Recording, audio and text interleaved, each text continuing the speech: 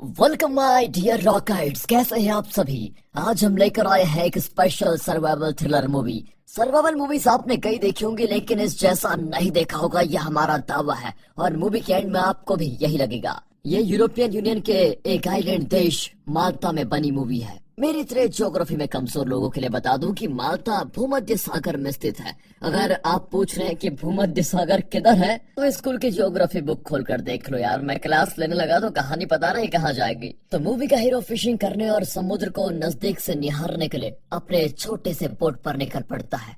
कुछ दूर उसको एक व्हाइट कलर की लग्जरी बोट दिखती है जो समुद्र के बीच में खड़ी है। अपना हीरो उत्सुकता के मारे उस बोट पर चढ़ जाता है और उस पॉइंट पर लेती है मूवी एक खतरनाक मोड़, क्योंकि वो बोट हीरो को समुद्र में गोल गोल गोल घुमाता है और हीरो को हर तरह से टॉर्चर करती है। क्या सच में बोट ये सब कुछ कर रही थी, या फिर कोई अंदर छुपकर हीरो के साथ कोई खतरनाक गेम खेल रहा था? और क्या आखिर में हीरो उस बोट से बच पाया? ये सब जानने के लिए वीडियो को एंड तक जरूर देखिए और वीडियो को लाइक भी कीजिए। दोस्तों, मूवी की शुरुआत में हीरो को दिखाते हैं जिसे एडवेंचर बहुत ज्यादा पसंद है और वो समुद्र के बीच जाकर फिशिंग करना चाहता है। निकल पड़ता है वो अपने एक छोटे बोट पर। समुद्र में जाते जाते वो अजीब सी शांति को महसूस करता है और इस बात को वो काफी एंजॉय भी करता है। धीरे धीरे वो समुद्र के बीच पहुंचकर वहाँ अचानक वो चारों ओर कोहरा ही कोहरा देखता है। ये सब कुछ देखकर हीरो थोड़ा डगमगा जाता है, लेकिन फिर वो ये भी सोचता है कि यार यही देखने के लिए तो मैं यहाँ पर आया था, फिर घबराना कैसा।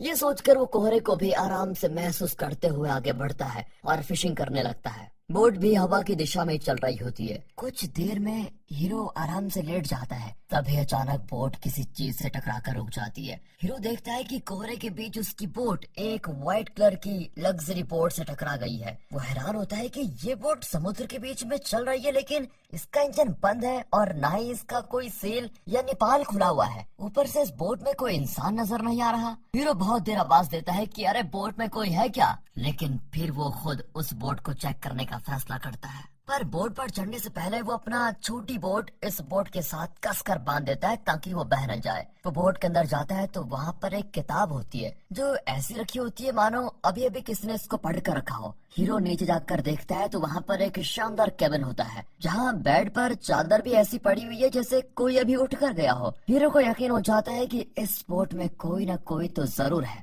वो बाथरूम में चेक करता है लेकिन वहाँ भी कोई नहीं होता। उसकी नजर फिर एक रेडियो पर पड़ती है और वो कई फ्रीक्वेंसीज को कांटेक्ट करने की कोशिश करता है और बताता है कि समुद्र के बीच एक बोट पानी में घूम रही है, इसके अंदर कोई नहीं है और अगर कोई इन्फॉर्मेशन हो तो मुझे कांटेक्ट कीजिए। लेकिन किसी भी फ्रीक्वेंसी पर उसे कोई जवाब नहीं मिलता। अपनी तरफ से पूरी कोशिश करने के बाद हीरो वापस जाने के लिए ऊपर आता है तो देखता है कि उसकी छोटी बोट जो उसने व्हाइट बोट से बांध कर रखी थी वो गायब है। अब हीरो को घबराहट होने लगती है कि बोट कहाँ गई, वो तो बंधी हुई थी, किसने खोला उसे। वो कैबिन में रखा बाइनोकुलर लेकर हर तरफ ढूंढता है पर बोट कहीं नजर नहीं आती। अब हीरो सोचता है कि यार मुझे वैसे डरने की जरूरत क्या है, छोटे बोट के बजाय ये बड़ा बोट जो मिल गया है, बस इसका इंजन स्टार्ट हो जाए तो मैं तट पर पहुंच जाऊंगा। वो इंजन स्टार्ट करता है लेकिन वो चालू नहीं होता। हीरो ऊपर जाकर कंपास को देखता है लेकिन वो टूट चुका है। वो झट से मैप निकालकर कैलकुलेट करने की कोशिश करता है कि इस वक्त वो है कहाँ पर। तभी कोहरा भी हट जाता है।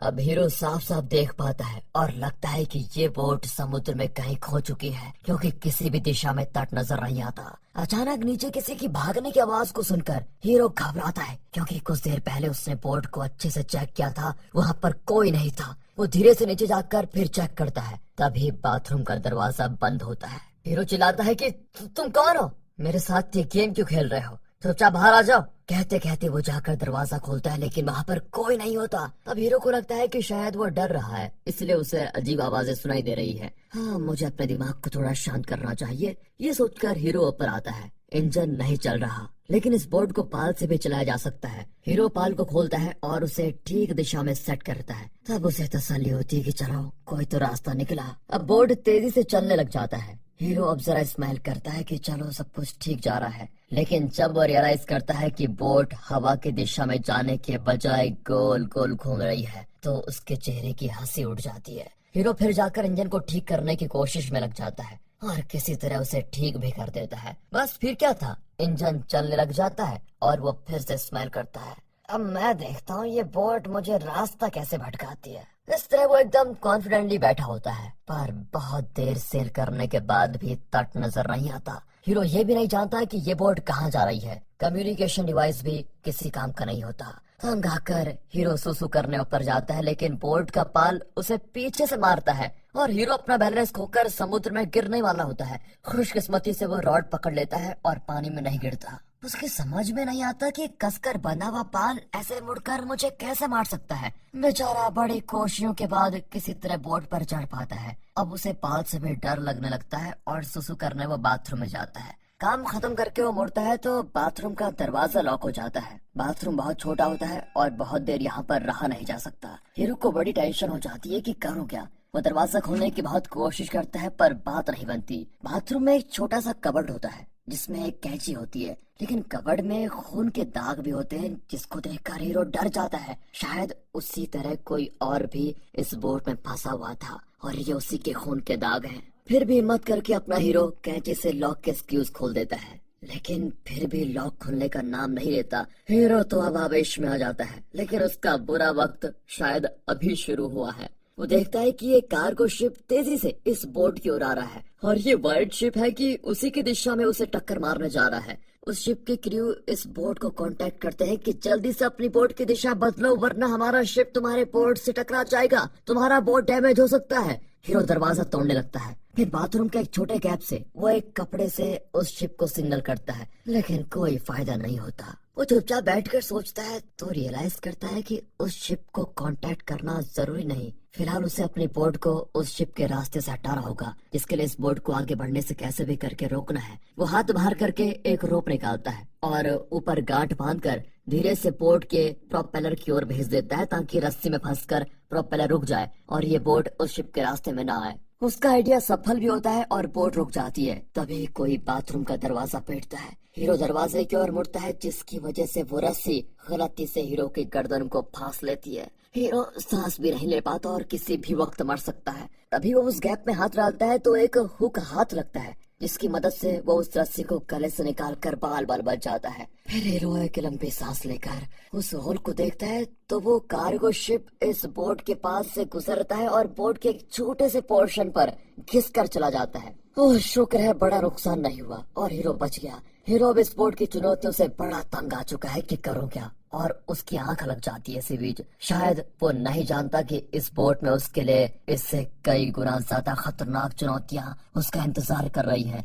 तभी हमें दिखाते हैं कि कार्गो शिप के घिसने से बोट थोड़ा डैमेज हो गया है और पानी बोट के अंदर लीक हो रहा है। अचानक हीरो की आंख खुलती है तो वो रियलाइज करता है कि बिना प्रोपेलर के ये बोट चल रही है, क्योंकि बोट का पाल अभी भी खुला हुआ है। यानी हवा के बहाव के साथ ये बोट समुद्र में न जाने किस दिशा में तेजी से जा रही है। हीरो कैसे भी करके उस हुक की मदद से किसी तरह पाल की रस्सी को खींच लेता है, जिसकी वजह से पाल जो कि खुला हुआ था वो अब बंद हो जाता है और बोट रुक जाती है। इस छोटे बाथरूम में सिकुड़ कर बैठना हीरो के लिए बड़ा मुश्किल हो जाता है और ऊपर से उसे बहुत प्यास भी लगी होती है। बाथरूम के वॉशगन से वो पानी की कुछ बूंदे पी लेता है। तभी एक और मुसीबत आ पड़ती है। हीरो को कुछ आवाजें सुनाई देती है, जैसे ऊपर कोई किसी रस्सी को काट रहा है। हीरो को शक होता है और वो उस रस्सी को खींचता है जिसे उसने प्रोपेलर में फंसाया था। वो रस्सी कटी भी होती है। इतना ही नहीं, पाल की रस्सी भी कट चुकी है और बोट फिर से दिशाहीन चल रही है। ये कैसी मनुष्य बोट है जो मुझे एक के बाद एक करके मुसीबतों में डाल रहा है। इस तरह मायूस होकर हीरो सिकुड़ कर बैठ जाता है और तभी बाहर से पानी अंदर आने लगता है। लगता है कार्गो शिप के डैमेज से समुद्र का खारा पानी अब अंदर आ रहा है, पर नहीं। हीरो प्यास के मारे उस पानी को मुंह में डालता है तो पता चलता है वो खारा पानी नहीं बल्कि पीने का पानी है। अब हीरो को गुस्सा आता है क्योंकि इतनी देर से वो प्यासा तड़प रहा था और अब शायद इस बोट में रहने वाला कोई साइको उसे चिढ़ाने के लिए पीने का पानी बाथरूम में बहा रहा है। पर यहाँ पर हीरो एक गलती कर बैठता है। उसे पहले अपनी प्यास बुझा लेनी चाहिए थी, लेकिन पानी को पीने के बजाय वो आक्रोश में चिल्लाता है कि मैं जानता हूँ इस बोट में कोई साइको है जो मेरे साथ ये गंदा गेम खेल रहा है। ले लो अपना पानी, मुझे नहीं चाहिए। अगले ही सेकंड पानी फिर बाहर चला जाता है और हीरो बेचारा प्यासा का प्यासा रह जाता है। तभी फिर से पानी अंदर आता है। अब हीरो खुश होकर पानी पीता है तो इस बार खारा पानी होता है। ये समुद्र का पानी है जो डैमेज वाली जगह से बोट के अंदर आ रहा है। अब हीरो का गुस्सा कम होता है और उसे डर जकड़ लेता है, क्योंकि बोट के अंदर पानी भर गया तो हीरो को इस बाथरूम में ही डूब कर मरना पड़ेगा। पर हीरो हिम्मत नहीं हारना चाहता और वहाँ रुके एक छोटे ग्लास से पानी को निकालकर होल से बाहर फेंकने लगता है। वैसे हीरो का ये नेवर गिव अप वाला एटीट्यूड आपको पसंद आया हो तो लाइक कीजिए वीडियो को। तभी अंधेरा छा जाता है और हम देखते हैं कि समुद्र में एक खतरनाक तूफान का जन्म हुआ है और बोट उसी तूफान के बीच जा रही है। बहुत तेज हवा चलती है और बोट भी पानी से भर रही होती है। पाल भी खुला है तो हवा में वो हर तरफ पीटने लगता है और बोट बुरी तरह से हिल रही होती है। इसी बीच हीरो को बहुत सारी चोटें भी आती है, लेकिन इस अफरा तफरी के बीच भी हीरो आंखें बंद करके एक सेकंड सोचता है और उसको एक ब्रिलियंट आइडिया आता है। वो बाथरूम के कबर्ड से शेविंग ब्लेड निकालता है और उस होल से हाथ बाहर निकालकर पाल की रस्सी को काटने लगता है, लेकिन रस्सी बहुत मोटी होती है और ब्लेड बहुत छोटा। ऊपर से बोट भी बहुत बुरी तरह हिल रही होती है। फिर भी कई घंटों तक कोशिश करने के बाद आखिर हीरो उन रस्सियों को काटने में सफल हो ही जाता है, लेकिन उसकी उंगलियां बुरी तरह छिल जाती है। यहाँ मुझे लगा कि मौत सर पर क्यों ना हो, लेकिन जब जीने की चाह अटल होती है तो इंसान कभी हिम्मत नहीं हारता। खैर, रस्सी काटने के बाद पाल तोड़कर गिर जाते हैं और अब बोट का हिलना कम हो जाता है। इस खतरनाक रात का भी अंत होना ही था और सुबह होते होते तूफान ढल चुका था, लेकिन अब बोट के अंदर भी पानी भर जाता है और हीरो के गले तक पानी आ गया है। उसका पूरा शरीर खारे पानी में फंसा हुआ है। हीरो को बहुत जलन और दर्द महसूस होता है, लेकिन हीरो अब भी उसी दरवाजे को खोलने के लिए लात मारने लगता है। तभी लॉक के खुलने की आवाज आती है। हीरो नॉब खोलता है लेकिन दरवाजा नहीं खुलता, क्योंकि बाहर भी पानी भरा पड़ा है। वो अपनी बच्ची कुछ एनर्जी को पूरी तरह इस्तेमाल करते हुए दरवाजे को लात मारकर खोल देता है और बाहर आता है। उसे लगता है कि इतना सारा पानी भर जाने के बाद अब ये बोट डूब जाएगी, इसलिए इससे बच निकलने के लिए वो बाथरूम का टूटा हुआ दरवाजा निकालता है और बोट में पड़ी कुछ चीजों से एक छोटी बोट बनाता है। हीरो नहीं जानता है कि तट यहाँ से कितनी दूर है, इसलिए वो एक लंबे सफर के लिए खाना पानी सब उसी बोट से निकाल लेता है। फिर उस छोटे बोट पर चढ़कर वो व्हाइट बोट से दूर जाने लगता है। कुछ दूर जाकर वो व्हाइट बोट को देखता है तो पता चलता है कि पानी के भरने के बाद वो बोट डूब नहीं रही है। हीरो फैसला करता है कि इस छोटे से बोट पर समुद्र में इतनी दूर सफर करने से तो अच्छा होगा कि मैं उस बड़े बोट पर जाकर उसे ठीक करने की कोशिश करूं, तभी मैं तट पर जाकर पहुंच पाऊंगा। मेरे डर की वजह से मुझे उस बोट में तरह तरह के ख्याल आ रहे थे, शायद आवाजें सुनाई दे रही थी, लेकिन कल रात के तूफान में अगर ये बड़ा बोट ना होता तो शायद ही मैं जिंदा बच पाता। हाँ, मैं बेवकूफों की तरह इस छोटी लकड़ी के टुकड़े को लेकर पता नहीं कहाँ जा रहा था। इस सुलझी हुई सोच के साथ वो फिर उस व्हाइट बोर्ड पर चढ़ जाता है। उस बोर्ड के छोटे छोटे डैमेजेस को वो खुद ही ठीक करने लगता है। अब बिना डर के वो कैबिन को छान मारता है तो उसको एक बैटरी और एक मोटर मिलते हैं। दोनों को कनेक्ट करके वो बोर्ड का सारा पानी बाहर निकाल लेता है। उसके बाद फिर कम्युनिकेशन डिवाइसेस वगैरह उन पर मैसेज भेजने की कोशिश करता है। अगर हीरो को तट तक पहुंचना है तो इस बोट को किसी तरह चालू करना ही होगा। वो पाल को फिर से बांधने के लिए ऊपर चढ़ता है तो देखता है कि दूर एक क्रूज शिप खड़ा है। हीरो खुश होता है कि अब वो बच पाएगा। वो अपना बनाए हुए छोटे बोट को लेकर उस क्रूज शिप की ओर निकल पड़ता है। वो आधा रास्ता पार कर चुका था, तभी वो क्रूज शिप जो इतनी दूर से वहीं पर खड़ा था वो अब जाने लगता है। अपनी फूटी किस्मत को कोसकर हीरो अपना फ्लेयर गन जलाने की कोशिश करता है, लेकिन वो पानी में भीगकर बेकार हो चुका था। नहीं नहीं, मैं हिम्मत नहीं हारूंगा, कैसे भी करके उस क्रूज शिप तक पहुंचना ही होगा। ये कहते कहते हीरो अपनी पूरी ताकत लगाकर उस शिप की ओर जाने लग जाता है, लेकिन तब व्हाइट बोट अपना असली रूप दिखाती है। उसमें ना तो इंजन काम करता है, ना उसका पाल खुला है, लेकिन फिर भी वो खतरनाक बोट तेजी से हीरो की ओर आकर उसे टक्कर मारने वाली है। लेकिन ऐन वक्त पर हीरो उसको देखकर पानी में कूद पड़ता है। लगता है व्हाइट बोट हीरो को कहीं जाने नहीं देगा और हीरो के चारों ओर ही घूमने लग जाता है। लेकिन हीरो ने भी कसम खा ली थी कि अब पानी में डूबकर जान ही क्यों न चले जाए, पर मैं इस व्हाइट बोट पर तो क्या जिंदगी भर किसी व्हाइट बोट पर नहीं चढ़ूंगा। ये सोचकर हीरो ठंडे पानी में तैर रहा होता है। तभी अचानक उसके शरीर में घिसते हुए दो बड़े फिश आ रहे होते हैं।